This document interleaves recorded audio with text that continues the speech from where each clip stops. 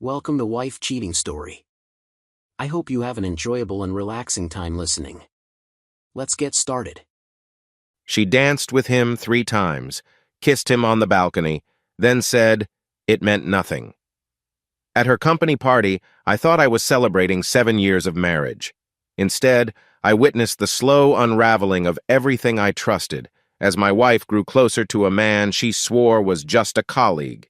What followed wasn't just heartbreak, it was revenge, legal warfare, and a journey through betrayal, self-worth, and unexpected redemption. This isn't just a story about infidelity, it's about how far a man will go when love, pride, and justice collide. Before we begin, let me know where you're tuning in from down in the comments, and if you enjoy this story, don't forget to subscribe and turn on notifications so you never miss our next tale. We've been married for 7 years. 7 years of the usual ups and downs in our talks, disagreements, finding common ground, and making up. Trips, work, and chores are the parts that helped build our strong and lasting relationship. Or so I believed. Weren't these parts also a shield against outside troubles, words, feelings, and especially physical issues? Is there any difference between guys named Joseph who go by Joe and those who prefer Maxwell? While it's not a hard rule, there does seem to be a difference in attitude. Joe often feels like a strong name, connected with athletes and reliable characters. Think of players like Joe Montana and Joe Namath, or boxers Joe Louis and Joe Frazier. Would Maxwell Montana have had the same success? Maxwell, on the other hand, often brings to mind a fun-loving younger image. Just look up famous people named Joe and compare them to those named Maxwell. The difference stands out. A few weeks ago, my 28-year-old wife started talking about this Maxwell guy who joined her marketing team. It makes sense. Marketing people tend to dress more casually yet neatly, almost like they picked their outfits from a stylish catalog. We arrived at the company party together, my wife's smile brightening the room. I always look forward to her company's annual party because it's a great chance to dress nicely, enjoy good food and drinks, and dance with her. When we got there, the party was already lively, with soft music playing and the cheerful buzz of conversation blending with the sound of glasses clinking. I recognized several of her co-workers from past events. While chatting with a nice couple, a man named Maxwell came up, appearing relaxed and eager to join the conversation. Mackenzie took my arm, saying, "Babe, this is my co-worker Maxwell who just started here." Maxwell reached out to shake my hand firmly. His grip was a bit stronger than expected, showing a hint of confidence. His grin suggested he felt quite charming, perhaps due to his wavy blonde hair, tall height, and youthful look. He was certainly good-looking. Now, I am not someone who backs down easily. I also consider myself confident, and that's part of what drew Mackenzie to me. But I know when to stand firm, move forward, or step back. Meeting 2 strong personalities can lead to many outcomes. It could be friendly rivalry, respect, or even conflict. And in that moment, I knew it would be a competition. A competition for what? I understood it was for my wife's attention. He seemed eager to bond with her, clearly trying to establish himself as the top person in the room. But I wasn't worried. Some people get so caught up in proving they are the best that they miss the bigger picture. They may have their tricks and know how to read the room, but often they rush when facing another strong person, and that can be their downfall. You might wonder why I'm not concerned. It's simple. Mackenzie is my wife. We've created a strong history together, which should protect us. But if Maxwell crosses that line, he'll need to take action. What's my weakness? I trust my wife too much. Why? Because early on, I was just one of many who admired her. She's gorgeous, with lovely hair that frames her face, especially when she tucks a strand behind her ear while talking with someone. She dated around, just like I did. We're in a new time, and views on relationships have changed. When things got serious between us, we talked about commitment and trust, discussing what we might do if we ever faced situations that challenged that trust. At the time, it felt more like theory. We were young and in love, and the future seemed far away when emotions ran high. Growing up in a tough neighborhood taught me about trust and betrayal. You always had to stay alert. You learned to read people and see how the vulnerable can be taken advantage of, and how stronger personalities can take charge. It taught me that keeping my pride sometimes meant facing difficulties and embracing challenges, which helped me stand my ground. Being willing to take a hit can sometimes raise your status among others, but learning to navigate challenges and succeed is even better. My background of modest means hardship, understanding people's motivations, and thinking ahead all helped me in college. It took a little while to adjust to peers from wealthier backgrounds, understanding their language and style, and picking up on their attitudes, but eventually, I learned those skills. When I met Mackenzie and her family, I fit in well. Her father respected my journey, my background, and my achievements. He was also a strong figure. As my relationship with Mackenzie deepened, he asked me to always look after her. Over the last 7 years, he acknowledged my care and support for his daughter. At the party, I noticed Maxwell often leaving one group to find Mackenzie while I was busy elsewhere. I was taken aback when she accepted his offer to dance without looking for my permission. Having grown up, I developed a sense of what felt off, who might be lurking, and the hidden meanings in seemingly simple questions. This awareness is something I've always valued. I watched them interact and noticed Mackenzie seemed more at ease with him than I expected. While I tried to stay relaxed, I noticed that 3 dances in a row could seem too much. It felt like Maxwell had been trying to win over my wife for a bit. People don't relax with someone else without some connection. As the 3rd dance ended, I stepped in and said, "Next dance is with me." Maxwell smiled and gave me space, as if he knew he had made an impression. To my surprise, Mackenzie said, "Oh, not right now, honey. I need a drink and to sit down." I felt a slight tension, and Maxwell seemed to share a knowing look as I headed to the bar. Mackenzie joined a table with her co-workers while I waited for our drinks. I watched them, glancing back to see Maxwell in another group, still focused on Mackenzie. After getting the drinks and chatting with Mackenzie and her co-workers, she went to the restroom with the other women while I stayed with the men to talk about the upcoming playoff games. After a while, I stood up and smiled, saying, "The ladies must be having quite a chat in the restroom, don't you think?" The men laughed, and we started making light jokes about women and their private conversations. Our group kind of split up, leaving just one guy with me, which created an awkward silence between us. I turned to him and asked, "What?" He kept looking straight ahead, avoiding my eyes. I pressed on. "What?" He glanced down, fidgeted a bit, took a sip of his drink and said, "Maxwell." I stayed quiet, thinking it was best to let him think. Sometimes, silence makes people talk more. "Maxwell, I dislike that guy." He looked ahead, lost in thought. He didn't seem very confident, more like someone who might have been teased at school. He seemed nice enough, maybe a little nerdy, the kind of person who tries hard to do what's right. He was the type who was easy to pick on, whether the bullies meant harm or just wanted to show off. People like that never bothered me. They knew I wouldn't back down. They picked on those who wouldn't stand up for themselves like this guy. Did I feel sorry for him? A bit. Those dependable people often didn't realize that if they stood up to the bullies, they'd earn respect from everyone. If they learned a few self-defense moves, they'd show they weren't easy targets. "Why do you dislike him? What happened?" I asked. He gestured to a group of women dancing. "See the blonde in the red dress? That's my wife. She works with Maxwell in marketing, and well, let's just say he went too far." His voice faded, but I understood. I patted his shoulder gently and said with care, "That's not right. I'm sorry you're going through this."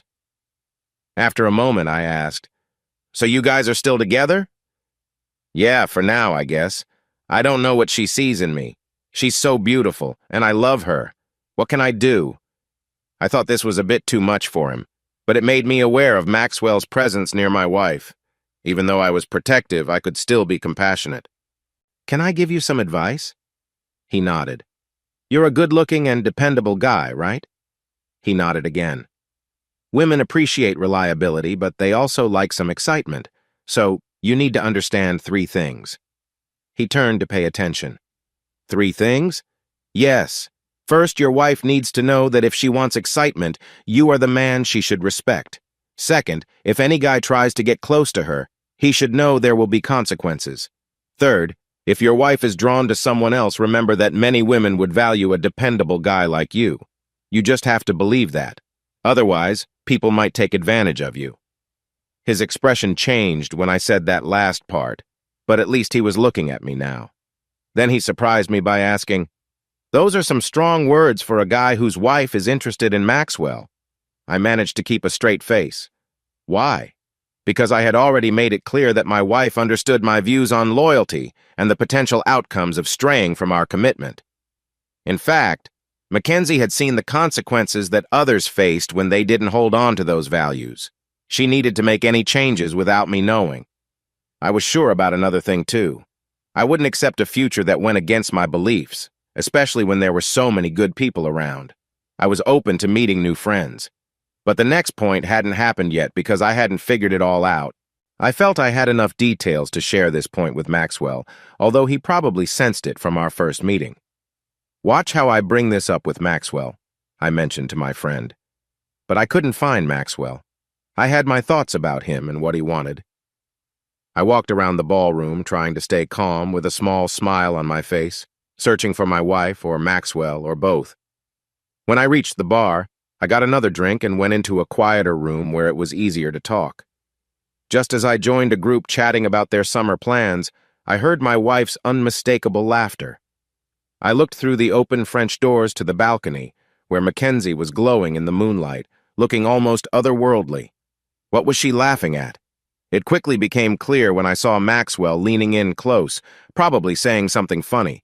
I felt a wave of frustration as I watched them. It was time for me to step in. But just as I was about to go over, I noticed something that worried me even more. Mackenzie looked distracted, her expression changing as if she were deep in thought. This worried me, especially since we were in public. True, no one else was on that little balcony, which was dimly lit by the moonlight and some soft lights from the room, but it wouldn't take long for someone to notice what was going on. Maxwell had his hand on my wife's shoulder for a moment, which made me uncomfortable. Mackenzie turned her head away with her eyes closed, and I felt a tense atmosphere. Even under the moonlight, I could see her cheeks were red, suggesting something more was happening. She seemed to accept the moment, which felt like a breach of our marriage vows. It was hard to watch. A wave of thoughts hit me, questions that made me doubt our relationship. How could I trust her again after this? In 7 years, I had seen her strongly turn down other men several times. But tonight felt different.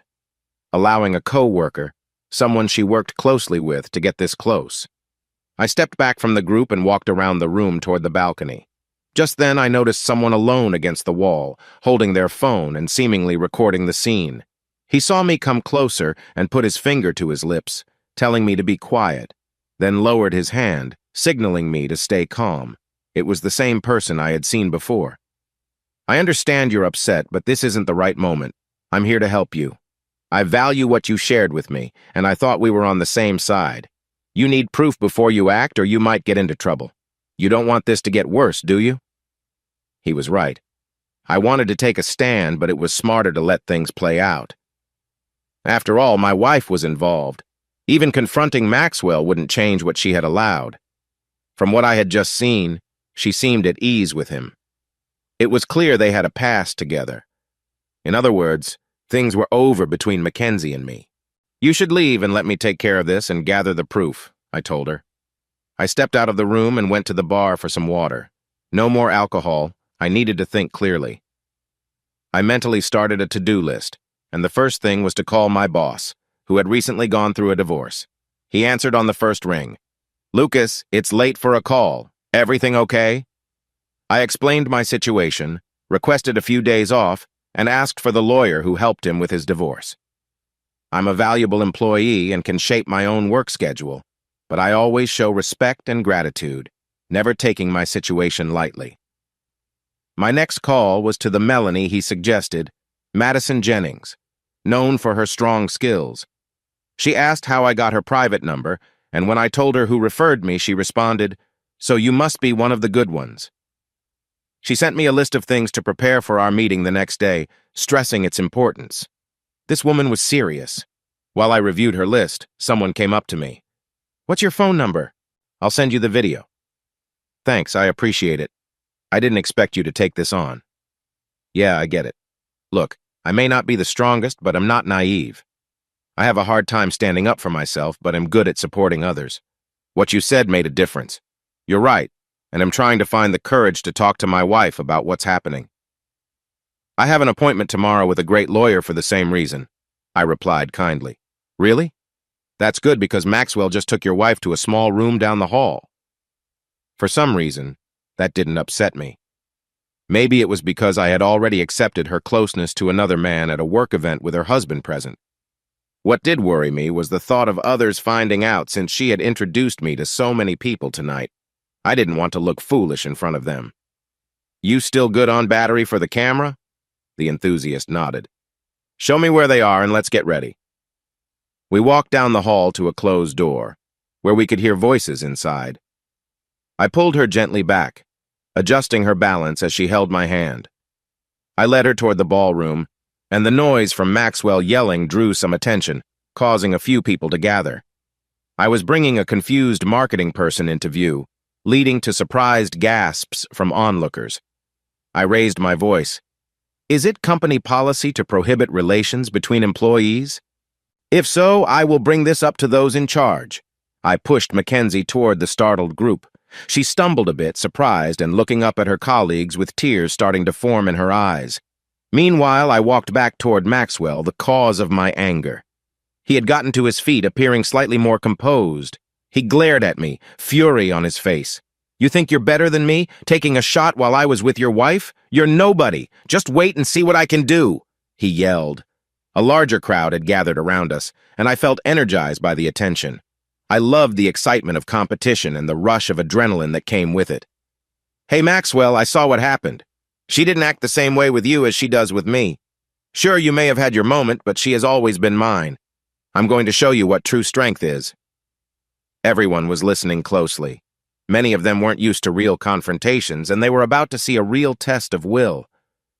Maxwell lunged at me first with a wild swing out of frustration. I quickly dodged and struck him in the chest, catching him off guard and making him stagger back, struggling for breath. Then I hit him repeatedly, focusing on his head and stomach.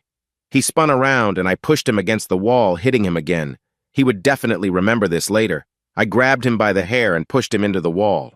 He fell to his knees, and I saw the crowd watching closely. Anyone want a picture? I called out. Some guys in the crowd were taking photos, probably enjoying the scene. Suddenly, a deep voice rang out. A tall, well-dressed older man moved through the crowd with authority. The noise quieted down, and everyone avoided looking at him. I was still caught up in the adrenaline with my muscles tense, so I boldly asked, "Who are you, and why do you care?" He walked right up to me and replied, "I'm the owner of this place, and I care about who's causing trouble at my event. So who are you?" As he spoke, I noticed some spit flying from his mouth. "I'm the husband of one of your employees, who has been getting too familiar with another of your employees, and am the one who confronted him about it. So what are you going to do?" We glared at each other, both strong personalities ready for a standoff. I wasn't going to back down. I felt wronged, and he was responsible for this mess. He turned his attention away from me to the guy on the floor, looking disheveled and almost out of it. "This is a problem," he said as he scanned the scene. "Someone help him get dressed," he ordered, then pointed at Mackenzie. "Why would you mess up during my party? Go find your shoes and clean yourself up." He motioned to a few other women and instructed, "You ladies help her tidy up and bring her to that conference room." Then he turned to me and walked towards the conference room, trying to shut the door, but it wouldn't work. "This isn't closing right," he said in frustration. "I'm Russell Jacobson, the owner of this company. Please tell me what happened here." I raised my finger for a moment, looked out into the hallway, and signaled for someone to come in. "Russell, my wife works in your marketing department with Maxwell. He has been behaving inappropriately with her for a while. At your party, he took her attention, and then I found them in a troubling situation in the conference room. Luckily, your observant friend has most of it on video. That reminds me, hold on a minute." I stepped into the hallway and said, "If anyone has pictures or videos, please send them to my phone or email." After sharing my contact information, I returned to the conference room where Russell was watching the video. He kept shaking his head in disbelief. He turned to me and said, "This is a serious situation." "Okay, so what's in it for me? Why should I help keep people who will be talked about every time they come to work? It will cause distractions. It's more like what you won't have to deal with. You won't have me suing you because of your employees' actions at one of your events. And look, Russell, this will be big news for maybe a week. After that, everyone will just glance at Mackenzie and Maxwell with disapproval or pity and move on. They'll be too focused on their work to socialize with anyone who has seen them like that. Both Russell and my friend chuckled lightly at the thought. Yeah, I guess that makes sense. Okay, we have a deal. One more thing, Russell. This person has really helped me. I now have what I need for the divorce. He's smart and capable, and I think he deserves a chance at your company. What do you think? Russell nodded and told my friend to meet him back at the bar to discuss his future. Then he left to find Maxwell and share the news. I was ready to go home, but I became surprisingly popular at the party. Guys slapped my back, and women slipped business cards into my pocket with smiles. So I decided to stay for a bit and enjoy a few drinks. I really started to have a good time. The band played again, and I had some great dances with lovely ladies. During slower songs, I felt some friendly touches, and the mood was uplifting. Everything felt a bit better. When I finally got home well after midnight, I was in a much brighter mood. I felt proud of how I stood up to Maxwell and showed everyone I wouldn't let things go easily. I actually felt more confident. Unexpectedly, I received several phone numbers from women who were interested in me. What started as a tough night turned into something full of possibilities, although I still had a few things to sort out at home. Once I walked through the door, I noticed Mackenzie was already back. She had showered and was sitting on the couch in her pajamas and robe surrounded by tissues. She looked at me with guilt. What could I possibly say after everything that happened at the party? The excitement had faded. I'd enjoyed some drinks and was exhausted from dancing. I wasn't really in the mood for more talking or to listen to apologies. How did you get home? I asked. Did you get an Uber? I added. She sniffed and replied with tears in her eyes. No, one of the girls from work drove me. I just nodded and headed to the bedroom to change and shower before bed. After freshening up, I found Mackenzie waiting up for me. Out, I said firmly. She looked at me with sad eyes. Please, Lucas, I need to talk. Out! You're not sleeping with me anymore. Leave. Lucas, please, I need to explain. Please? Out, I insisted. I don't want an explanation. I saw everything. Her lips were shaking, trying to respond, but when I raised my voice and said, Now out, she started to cry. She walked slowly from the room, hesitating when she passed me. But I stepped back, which made Mackenzie cry even louder as she left to sleep on the couch. I managed to get some sleep, though it was a bit restless. I slept in since I was up late and felt worn out after a tough night. In the morning, I got up and went to the kitchen, where the smell of fresh coffee greeted me. Mackenzie was already awake but looked very tired. I poured myself a cup and headed to my home office, where I turned on my laptop. When I opened my email, I found over 20 messages with video attachments and just as many with pictures. Some emails talked about women I had met at the event, along with invitations that suggested interest. I really wanted to finish my to-do list for Madison, my Melanie. I began putting together all the banking and asset information into PDFs, saving them to the cloud and a USB drive to give to her. I also made a folder for all the videos and pictures. Once I finished, I dressed quickly, grabbed my laptop bag, and headed out. Wait! Lucas, where are you going? We need to talk. I chose to ignore my wife. I knew I should have been nicer to her. After all, we had been married for 7 years. But after everything that happened last night, I felt like I needed some distance. It was hard on her, but Mackenzie understood the situation we were in. She knew what it meant when she danced so much with Maxwell without asking me or dancing with me, and then choosing to be on the balcony with him. She had chances to stop, chances to say no, and those moments added up, just like the 7 years of our marriage. I believe this all started when she didn't reject Maxwell's attention and compliments. Madison told me she usually didn't take male clients, but she accepted mine as a favor to my boss. It turned out my boss was one of her favorite clients because his wife had been unfaithful and tried to hurt him. Madison helped him get a good settlement, and she really disliked dishonesty.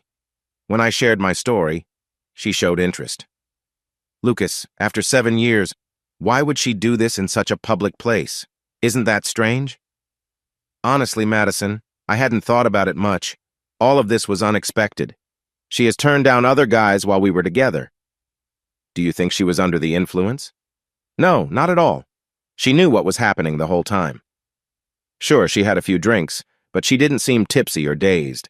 When she chose not to dance with me, it was on purpose. When she left for the bathroom and was found later on the balcony with Maxwell, she knew what she was doing. Any idea why Maxwell, of all people? Yes, I think he sees himself as an alpha male and probably is successful. When we were introduced, it was clear we felt like we were competing. Maybe he thought pursuing my wife would prove something. Well, Lucas, it seems he picked the wrong person to challenge. She smiled and turned to the materials I brought, and we began to go through them and plan our strategy.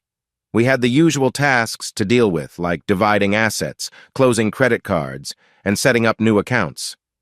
Lucas, are you okay with a simple divorce and asset split? Are you thinking about being more direct with your wife and her work? I've already worked things out with Mackenzie's boss to keep her job if I don't sue. I want to avoid paying spousal support. But what do you mean by being content or wanting to confront Mackenzie? I was just curious as an alpha. Don't you want some sort of payback from your soon-to-be ex-wife? I paused and raised an eyebrow at her. So-called alpha? I said nothing after that. She smiled and seemed to accept my silence for what felt like a long time. Waiting even 15 seconds can feel much longer. It didn't bother me much. It was her words that made me uneasy. Did that upset you, Lucas? Maybe. I'm just trying to understand your meaning. Are you doubting my strength? Do you think I lack control or that I'm being led by others? Just say it, Madison. I've paid for your services, so I'm here to get things done, not walk away from this. Be straightforward, especially if you think you're a skilled lawyer. She smiled again, and this time her eyes dropped for a moment. I noticed that Madison was confident and assertive. All right, Lucas, I wanted to see if you could handle this situation or if you would give up. I like to approach my cases with determination. Some people find it hard to deal with. Look, Madison, we've been married for 7 years, and for the most part, it has been good, even great sometimes. I thought we had a normal marriage. I do love her, and it hurts that she was unfaithful. I do have feelings, even if my actions last night might suggest otherwise. Oh, I'm sure you'll need support to get through this, she said kindly. Probably, I replied, looking at my hands for a moment. But going to extremes? I'm not so sure. Last night she made a fool of herself and she'll have to face her coworkers who saw it. There will probably be pictures or videos shared online. It's going to be tough for her to go to work every day. Maybe that's punishment enough? Madison seemed to think about both what I said and the emotions behind it. Okay, she said slowly. What I'm saying is that there is a standard way to divide your assets. She won't get spousal support, and you don't have kids to think about. You mentioned selling the house, and since it's in your name, you can list it right away. That will push her to find a new place, especially since the housing market is doing well. I nodded. But the real value is in the company. Why aren't you going after the company for not having a policy against personal relationships in the workplace, or for not addressing the issue earlier? Well, I told you I made a deal with the owner to keep both Maxwell and Mackenzie employed. But nothing is in writing, Lucas. It was clear that Madison was a determined lawyer. I began to see that a simple divorce wasn't a big financial win for her, but a settlement with the company could be much better. That's true, but I can't go back on my word. Suddenly I had another idea, but there might be another way. Madison leaned in. There's another person affected by Maxwell's actions, a good guy who struggles to stand up for himself. His wife is great, and they both work at the company. You could help him with his divorce and also pursue a case against the company. Now you're speaking my language, Lucas. If he agrees, and I find a few others with similar stories, we could make it a class action suit, and you could be part of that group. It wouldn't just be you breaking your promise to Russell. I called a man named Martin, and we set up a lunch with Madison to discuss our plan. It turned out he was fully supportive. So, Martin, why are you interested in this? I thought Russell had given you a good opportunity. I do appreciate that, Lucas. I really do, he said. Russell might have been thankful for the chance to meet with me, but I felt he didn't truly respect me. He praised my work but made it clear he thought I needed to improve, as if I wasn't already trying my best. So I decided to go all in on my plan. By the time I got home that Saturday afternoon, Mackenzie's parents were already there. I was not excited about this, even though I knew I had every right to be upset. As I entered, I saw Mackenzie still in her pajamas on the couch, with her mother comforting her. Her father, looking serious, got up and took me outside onto the deck. "Son," he said, "this isn't a good situation. I can see you're upset, and I'm upset too. But listen, don't rush into any decisions you might regret later. Think it through. That's my advice." He stood a bit taller than me, which made his serious tone seem more imposing. "The thing is, Mackenzie and I haven't even talked about what happened. I don't know what she's told you, so this might be tough to hear. She broke my trust in a big way, and there's likely proof of it everywhere online." "Are you trying to tell me not to take any big steps, like leaving her? Would you really stay with your wife if she embarrassed you publicly? You'd let that slide?" My Preston is a good man, and I respect him, but I knew this would make him uncomfortable. He wouldn't want to deal with that kind of public shame from a partner. He took a step back, seeming frustrated, and went back inside, reaching for a drink before sitting down again. I gathered my thoughts because I needed to talk to Mackenzie. "Mackenzie, I convinced your boss to keep you on staff. You still have your job. I'm not trying to ruin your life. You did that on your own. But we cannot stay together. I'm putting the house up for sale, so you'll need to find a new place to live soon. You won't be living with me anymore." Before I could finish, she began to cry and fell to the ground holding my legs. "Lucas, no, I'm so sorry. Please don't leave me." I felt bad for her, but I remembered how chaotic things had become during our argument in front of others. "Mackenzie, it's over. We had good times, but you haven't been honest with me. Isn't that true? Please just tell me the truth." Her mother interjected, "What? Mackenzie, is this true?" Mackenzie sat up, wiping her tears on her robe sleeve, and nodded. Her father pressed her. "Speak up." She jumped a little at his tone and said, "He has been flirty with me, and I realized he makes me feel special. Others feel the same way too." "He has talked to several women at work," her father interrupted. "Now you have a reputation too. If he acted that way, why did you respond to him? You've always stood up to boys. I know you still do. So why give in to him, especially since he was from your workplace? It's not like you were out somewhere else." Mackenzie looked like a young girl being told off by her father. I couldn't understand how she was keeping it together, but maybe her emotions were so drained that she felt more factual. "I don't know, Dad. The women would discuss it in the restrooms or at lunch. It was like there was a group of women who got to be close to Maxwell, and some of us felt left out.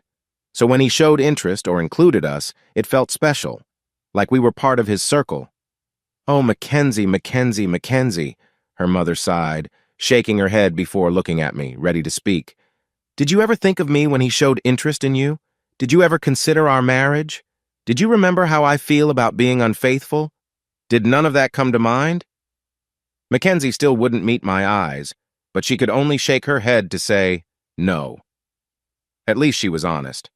I handed her a pad of paper and a pen. "If you want to stay together, I want you to make a list of every woman he had an inappropriate relationship with, and another list of every woman he showed interest in. Now." Mackenzie looked up at me, confused. I pointed at the notepad to encourage her to start. Her father looked at me with a puzzled expression, trying to understand what I meant. Her mother helped Mackenzie back onto the sofa and urged her to get started. I motioned for her father to step outside with me onto the deck. "Look, I've already started the divorce process. She'll get served this week. I'm also pursuing the company about this, which you probably realized from the lists. I don't know how we can stay together after everything, but for now, she has to move out. I can't stay in the same home with her. I need your support in this." My Preston frowned as if he wanted to object, but I cut him off. "It's all too fresh right now. I can hardly stand to look at her. We need space to think, but this is my home, and I didn't create this mess. Got it? So if you want to argue about this, maybe our relationship isn't what I thought it was." My firm tone and steady stance made my point clear. He simply replied, "Got it," and went back inside. Mackenzie handed me the notepad, and I was surprised. "You mean he's been involved with 7 women? Wait, your name isn't on the list. That makes 8. And everyone knows about this at work?" She responded quietly. "Not everyone, or at least not everyone talks about it. It's mostly the women in our department, and they keep it to themselves." "So, Mackenzie, Have there been any breakups or separations because of Maxwell's actions with your co-workers? I asked. She flinched slightly at my words. I think there's a divorce coming and 2 separations so far. I had her write those down, too. You need to pack some clothes and leave with your parents. Her face showed alarm. We need space right now, at least I do. We can talk later. When you go to work Monday, just focus on your job. Don't make any rash decisions and quit. Just keep to yourself and avoid everyone. Don't mention these lists. Do you understand? But Lucas, please let me stay. I want to be with you. I need you. Not now. Tell me you understand what I just said about these lists, Mackenzie. Do you understand? What are you going to do? That's for you to find out later. Right now, I don't trust you with much. You will receive divorce papers next week to start things. Don't panic. We don't have to finish everything, but there are many things we need to think about before I decide to stay with you. All I want is for you to follow my instructions without question. Don't talk about this with anyone. If you do, it will be the end of our marriage. Do you understand me? Mackenzie looked worried as she glanced at me and replied softly, Yes. While she was carrying a suitcase to her car, her mother came up to me, hugged me warmly, and shared her love and sadness about the situation. I was relieved that Mackenzie was leaving because the emotions finally hit me. I hugged my Maria and cried on her shoulder as she comforted me like a mother. I stood on the porch and watched Mackenzie getting into her car. Hey, Mackenzie! I shouted. Make sure to take care of yourself before we talk again. At that moment, Mackenzie fell to the ground in tears while her mother rushed to help her up, giving me a disappointed look. Madison thought the list of information was very useful. Her team was able to talk to many affected employees and their families. The fact that a divorce was happening provided important proof, and both separated spouses were willing to share their experiences about what happened at work. Mackenzie was very upset when she received the divorce papers, and her father helped her find a lawyer.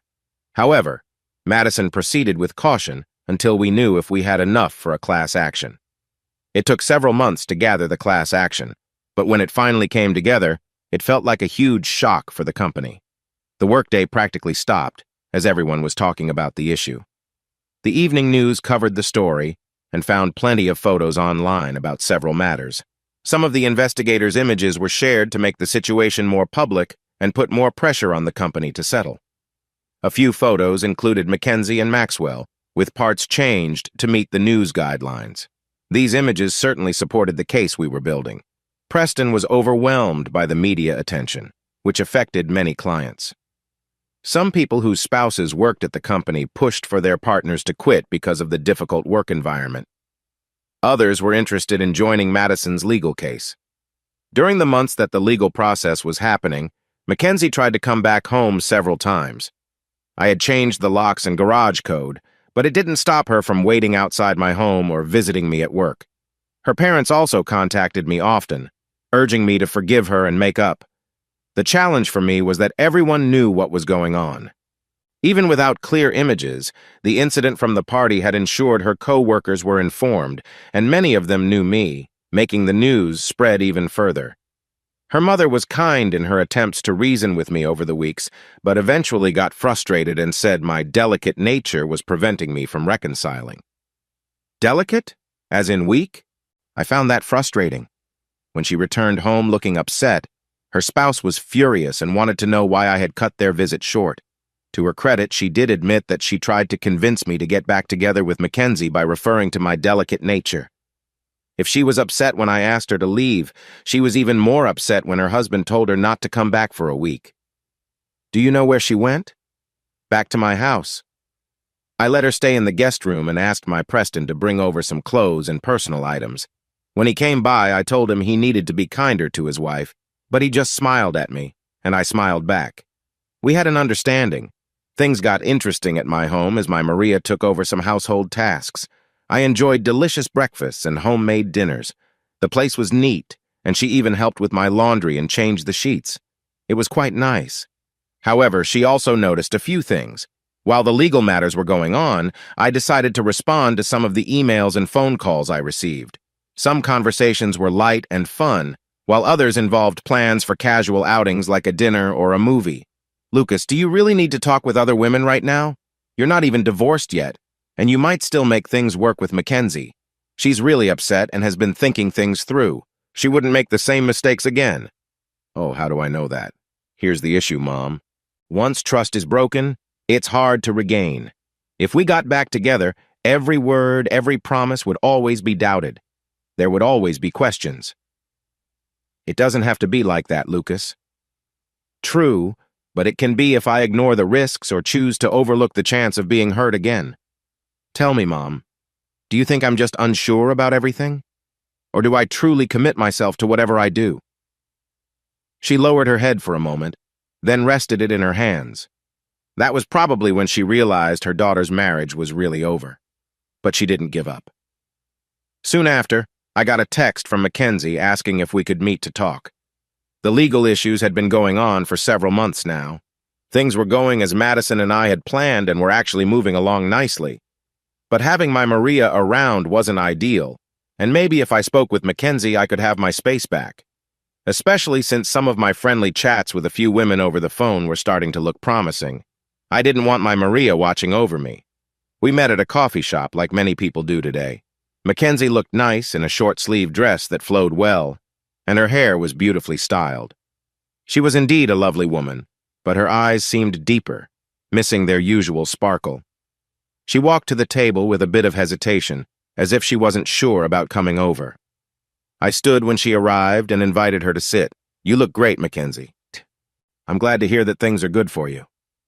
I said this honestly, even though I knew it might bring back some painful feelings about our breakup. For all I knew, she might or might not be seeing someone. In saying that, I realized I was being inconsiderate. I'm clearly still feeling the hurt. I hadn't fully worked through it all, and I understood that I might need some support. "I'm not with Maxwell, Lucas. I've never really been with Maxwell." "Correction, Mackenzie. I saw you with him. You were friendly with him, so don't pretend. You've been with him for a while. Anyway, I'm glad he's treating you well." Clearly, our meeting after these last few months was not going as she had expected. Before she began, I decided to pause her plan and throw her off a bit. "Lucas, I'm not living with him. Besides passing him in the hall or the lunchroom at work, I haven't seen or talked to him. He mostly keeps to himself now. You've turned him into a quiet, withdrawn person at work. He's almost like a recluse in his office. Everyone laughs about how you've treated him." "Well, Mackenzie, that's the nicest thing you've said to me since you chose him over our marriage and tried to undermine me," I said with what I hoped was a genuine smile, adding a hint of sarcasm. "Lucas, work has been a nightmare for me too. I've applied to other companies because everyone knows. Well, what they know. The only people who come around me are other guys who think I'm easy and want to take me out to dinner, but they want more than that," I interrupted, keeping my expression unchanged.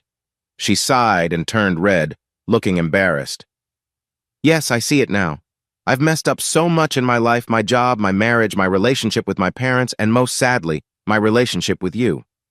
Please, Lucas, forgive me. I really care about you. I made a big mistake, I know that now. I wish I could take it all back, but I've learned from it. It might take time to earn your trust again, but if you can forgive me, I promise you'll see me as trustworthy once more." That's a lot to ask, Mackenzie. A lot. But I believe you mean what you're saying. Her eyes brightened, just a little, with hope. But the problem isn't really mine to fix, is it? One person creates the issue, and then the other has to find a way to fix it. It's like I've been hurt, and now I have to heal. That's not easy. Honestly, it's much simpler to get help from someone else to mend the wounds. Mackenzie got the meaning behind my words. She leaned back in her chair for a moment, taking time to gather her thoughts. All she wanted was to make things right with the man she truly cared about. "When you asked for the names of the people Maxwell was with, I cooperated. You said if I wanted any chance of us staying together, I would have to make that list for you. And when you mentioned divorce, you said it didn't have to go that far. It's been months now. I haven't said a word. I've kept quiet about what you asked. I've followed your wishes, even moving out to give you space. Please, I love you. I truly want to be with you and no one else. Don't you still love me?" "Honestly? Yes, I do love you, and that frustrates me. I shouldn't love you, but I do. However, I don't trust you. Like you can't change the past. I can't just regain my trust in you. No matter how long we might be together, that feeling won't just disappear." You've seen me turn down a lot of guys, Lucas. Many have approached me. I know I get attention, but I haven't led anyone on except for Maxwell. That was a mistake, and it won't happen again. I've learned from it. You know that about me? I believe that's true. But let's change the perspective. Imagine if you walked in on me with someone else and I told you it was just a one-time mistake, that I still loved you, that you can trust me, that it didn't mean anything, that I'd learned my lesson. Can you truly say you would forgive me and trust me in the future? Yes, absolutely, Mackenzie replied with enthusiasm. It's easy to make promises when we're not in a real situation, right? Just so you know, I have some other people interested in me, and I'm thinking about getting to know them better. Maybe for coffee or dinner. How do you feel about that? Mackenzie's eyes went wide, and her lips pressed together. I could see that I had touched on something upsetting for her. She seemed troubled and didn't know what to say. I waited for her response and went to refill my coffee without offering her any. When I came back, she seemed calmer but still unsure of how to respond. Taking a deep breath, she said, "Lucas, I understand your point. I can't say much, and honestly, I don't think I have the right to judge you." I was taken aback by her understanding. All I can say is that I've been through a tough time that has changed me deeply, especially as a partner. I worry that the pain from this will linger. When I see you or hear your voice, it brings back that hurt, and it pains me to think about how I've affected you, the person I care about the most. I totally understand what you've shared, and if the roles were switched, I would likely feel the same way. So all I can do is apologize for the hurt I caused and ask for your forgiveness. I truly appreciate that you still have feelings for me. Her eyes shone with tears, and it was clear she was feeling a lot while saying those words. They were heartfelt and made me feel deeply touched. I tried to keep my emotions in check, but I sensed that she could see how much her honesty affected me. What should I do next? This wasn't my plan. I took a moment to think. Those were kind words, Mackenzie, and they surprised me. I think I get how you feel. My voice wavered a bit. Right now, I'm a bit lost for words and torn about how to move forward. Can I be honest with you? She nodded with a gentle smile. If I suddenly said, "Okay, let's get back together," I'd feel like I was betraying myself and what I believe in. I wouldn't feel right about it. And if that's how I feel, how could we have a real relationship from here on out? If I were to just end things now, thinking that would show him moving on, I might miss out on what could be a strong relationship in the future. That wouldn't be good either. Her eyes lit up with a hint of hope. And if I try to meet new people to see if I'm happier, and it doesn't work out, what would that mean for us if I wanted to come back? Would you even want to try again then? At that moment, I truly didn't know what to say. I needed time to think. Mackenzie wiped away her tears with her fingers. "I've really messed things up, haven't I?" she said, sounding sad. "But Lucas, I meant what I said. I believe I can make you happy if you're willing to give me a chance. It will require a lot of effort from both of us, but we know each other well, and until now, we have worked well together. We still care for each other, which matters, but I don't want you to go against your beliefs. I also don't want you to leave me or be with other women. Yet I have to say that if you did see other women, it might actually be better for now." I was surprised and raised my eyebrows. "Really? How? Why do you think that?" "Because then I would have to decide whether to let it happen and wait for you to choose to come back. If you did come back to me after that, I would have no right to deny your forgiveness.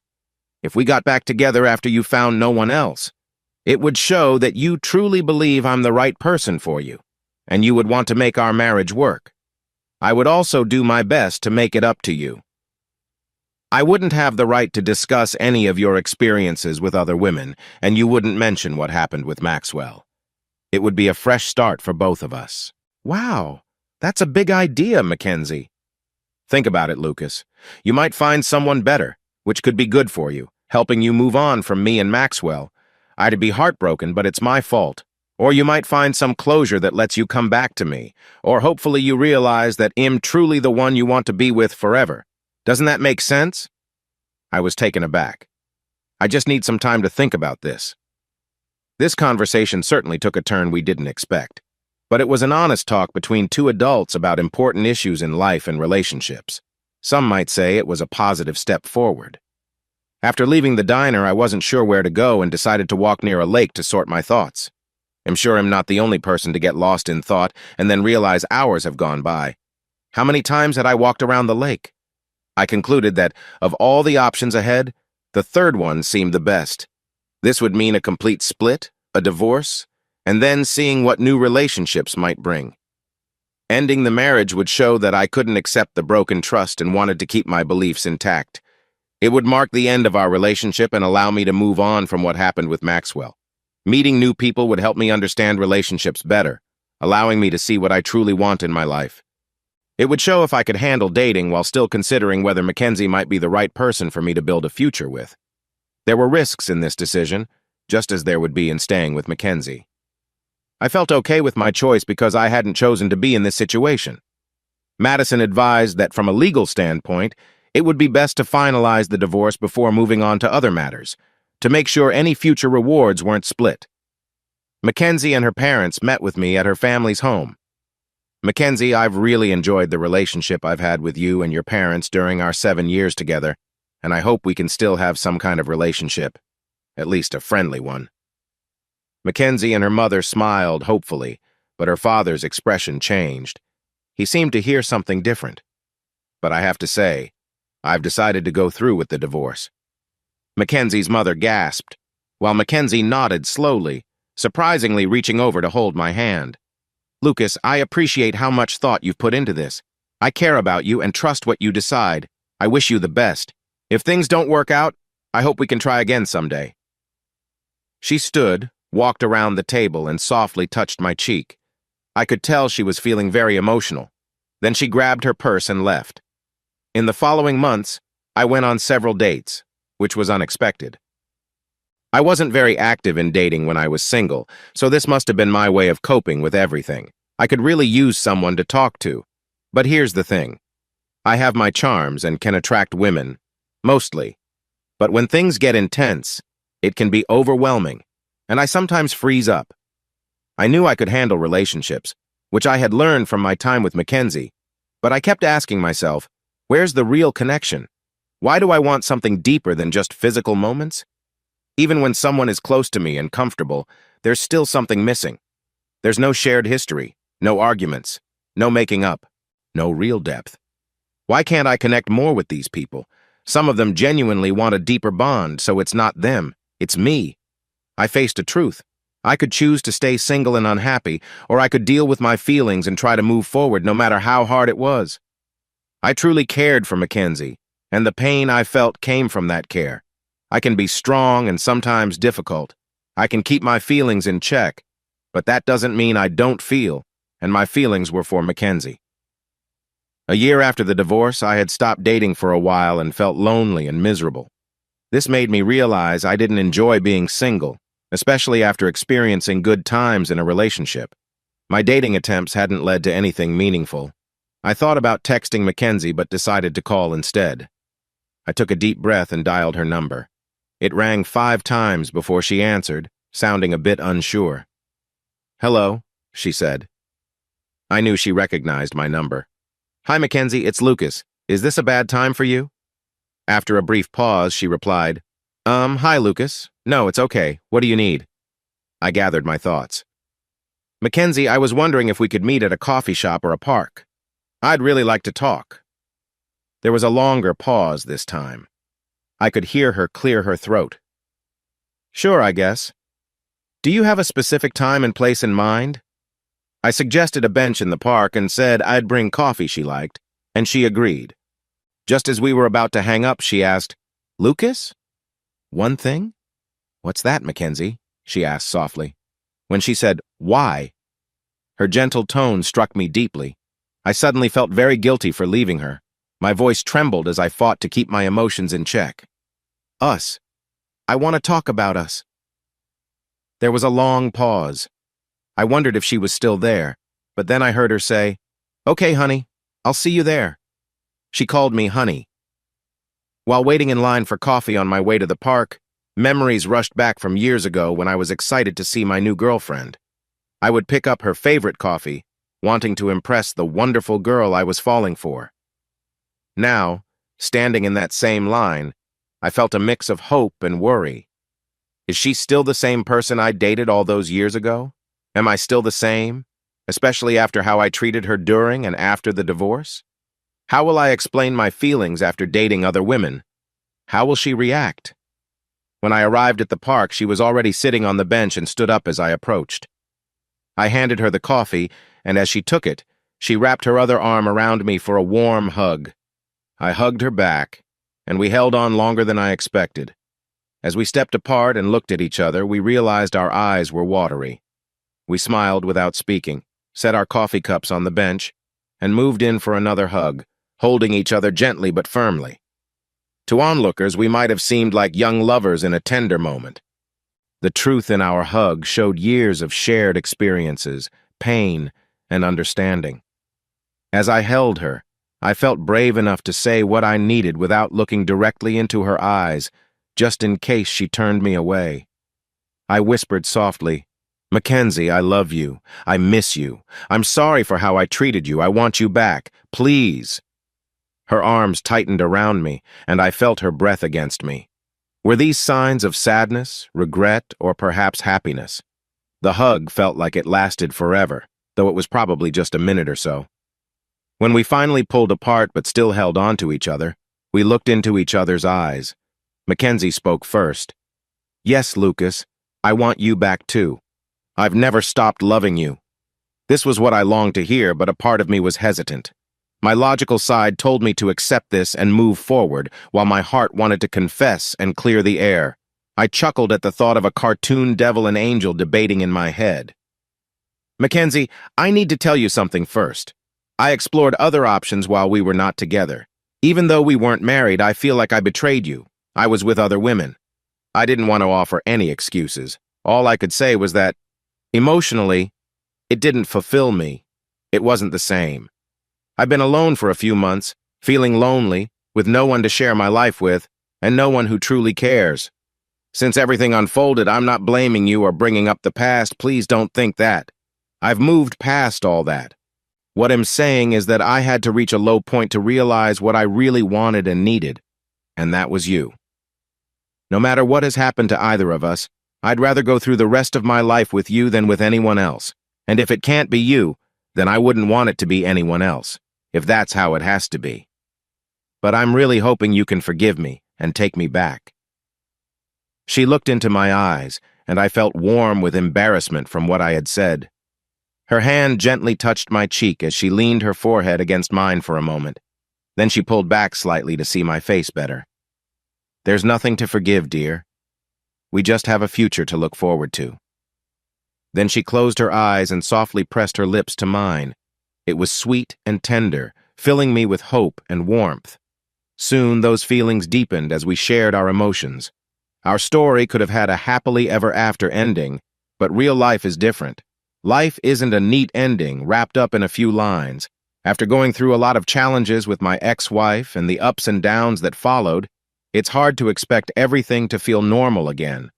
What does normal even mean?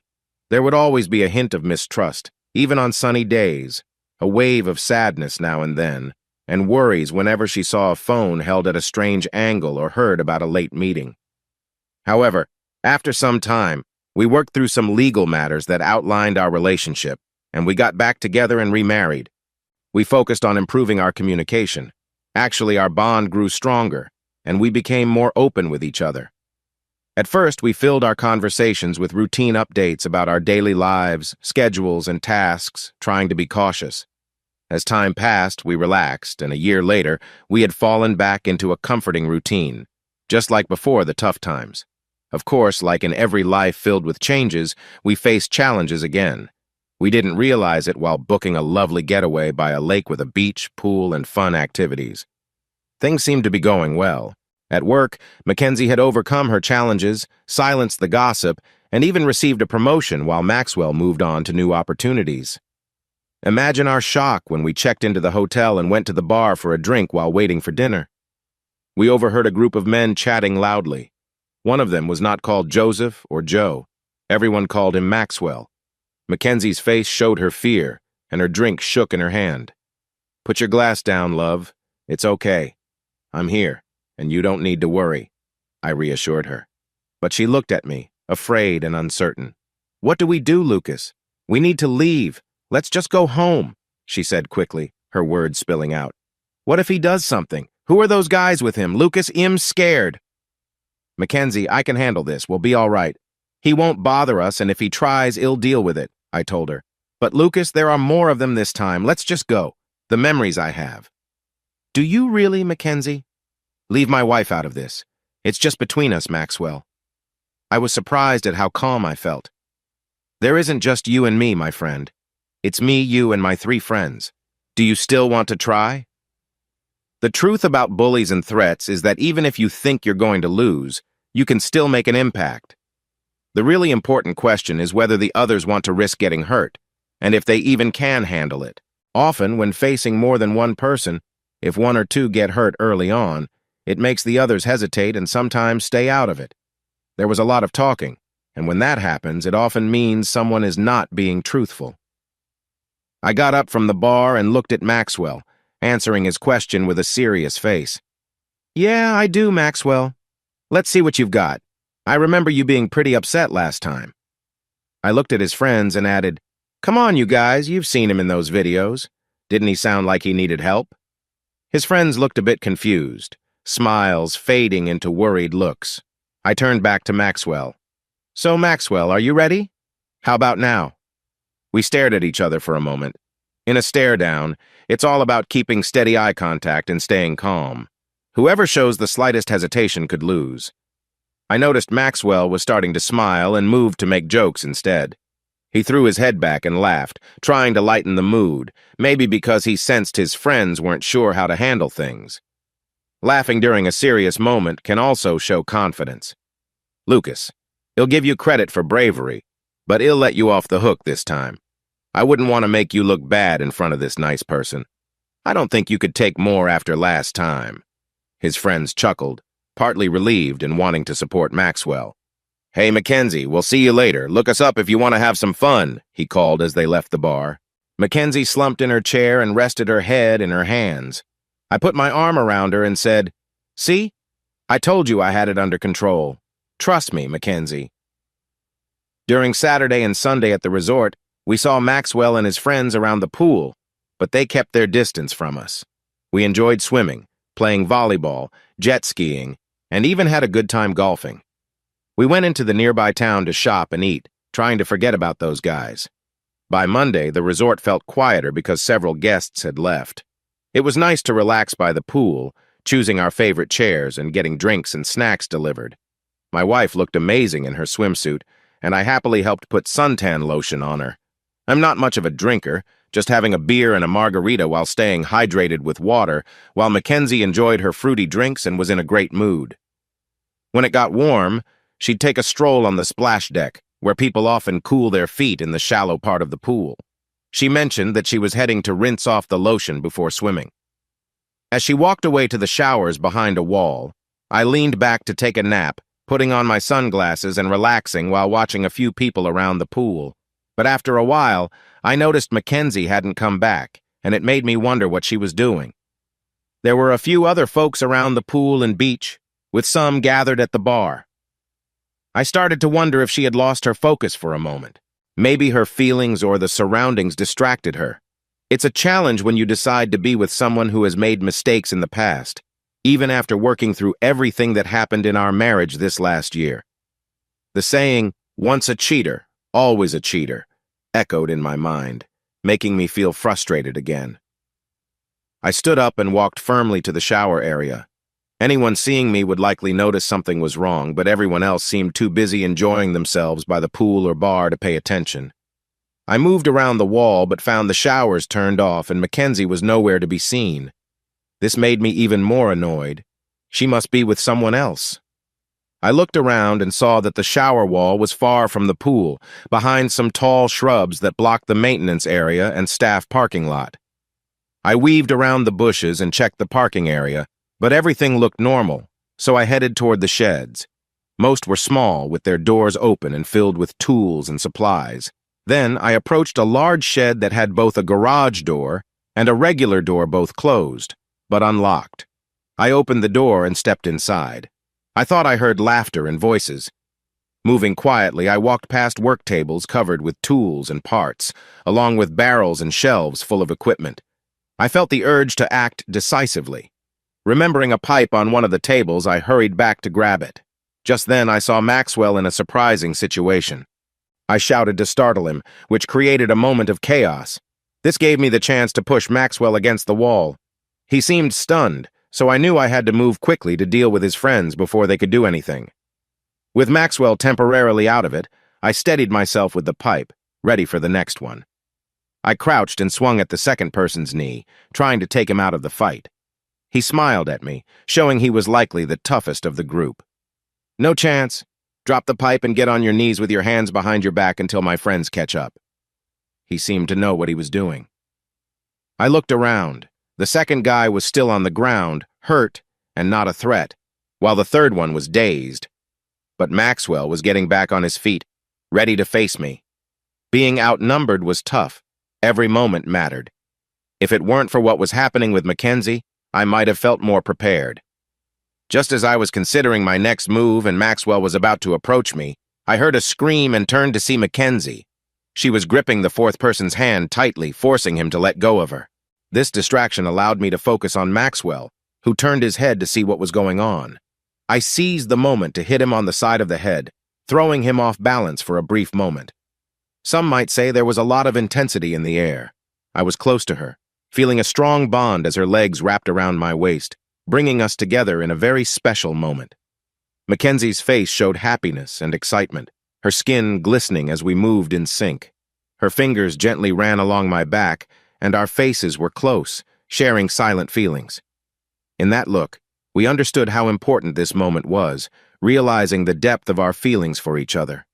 Our connection felt effortless, as if we were perfectly in tune, drawing us even nearer. "Do not worry. I have your phones and will soon know everything about you. My friends will make sure there are consequences for your actions here.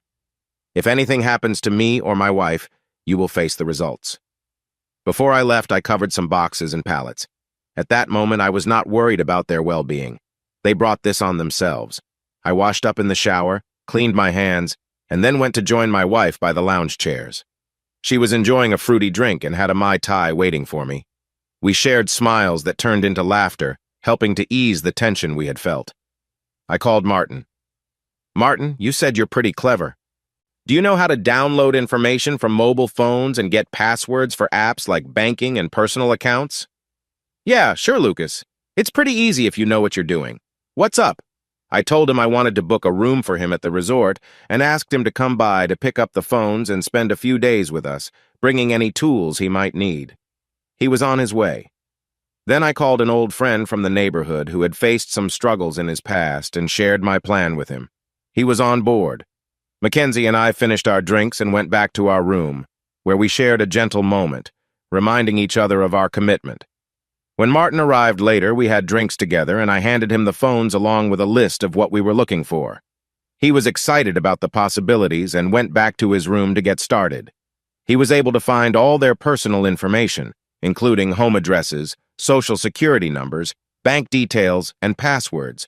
Online banking makes it easy to set up new accounts, even in someone else's name, if you have their information. So Martin opened a new account in Maxwell's name at a different bank and moved all his funds and his friend's money into the new account. One piece of information was especially valuable, a trust account from one of his fraternity friends that had a large balance. Martin and I brainstormed how to handle that money and decided to send him to the Caymans on the next flight to create another account and transfer the trust funds along with most of the money from the other accounts. Meanwhile, Mackenzie and I continued to enjoy our time at the resort, while keeping an eye out for our 4 friends. 2 days later, we noticed some commotion in the staff parking lot. We saw flashing blue and red lights. Guests left the pool area to see what was happening and came back to tell us there had been an incident involving a break-in that led to 4 men being taken to the hospital. However, no one came to speak to us officially for the rest of the week. When we got home, Martin was parked in our driveway waiting for us. "What a surprise, Martin. What's going on?" I said as he came in. I took out a few drinks while he sat at the kitchen table and laid out a piece of paper with some numbers on it. Lucas, here is the account number, password, and website. This is your share of the money. I took half for my work into another account. I hope that is okay with you. I'm impressed, Martin. You are clearly smart and capable, but I also notice that you're not really asking me. You're telling me. Good job. You're learning. Thanks to you, Lucas.